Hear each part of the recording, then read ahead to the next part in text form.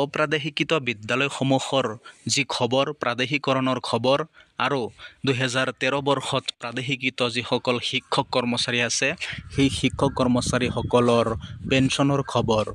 হাইস্কুলৰ অৱসৰপ্ৰাপ্ত শিক্ষক কৰ্মচাৰী সংস্থাই সংবাদমেল আয়োজন কৰিছিল।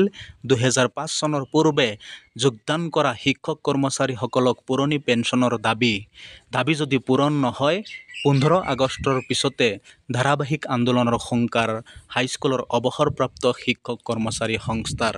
2013 বৰ্ষত প্ৰাদেশিকৃত আৰু 2005 চনৰ পূৰ্বে যোগদান কৰা এই অপ্ৰাদেশিকৃত বিদ্যালয়সমূহত যিসকল শিক্ষক কৰ্মচাৰীয়ে যোগদান কৰিছিল 2005 চনৰ পূৰ্বে, এই 5 চনৰ পূৰ্বে যোগদান কৰা 2013 বৰ্ষত প্ৰাদেশিকৃত শিক্ষক কৰ্মচাৰীসকলক পুৰণি পেঞ্চনৰ দাবী উত্থাপন কৰি আহিছে, অৰ্থাৎ OPS প্ৰদান কৰিব লাগে। আন এটা গুৰুত্বপূৰ্ণ খবৰ, অসম হাইস্কুল শিক্ষক সংস্থাৰ অপ্ৰাদেশিকৃত হাইস্কুলসমূহক লৈ গুৰুত্বপূৰ্ণ এক বৈঠক অনুষ্ঠিত কৰিব অহাকালি 4 আগষ্ট তাৰিখে। হাইস্কুল শিক্ষক সংস্থাৰ আহ্বানত অসমৰ অপ্ৰাদেশিকৃত হাইস্কুলসমূহৰ শিক্ষক কৰ্মচাৰীসকলক লৈ এক গুৰুত্বপূৰ্ণ আলোচনা অনুষ্ঠিত হ'ব। কেইবাটাও বৃহৎ সিদ্ধান্ত গ্ৰহণ কৰিব অসম হাইস্কুল শিক্ষক সংস্থাই।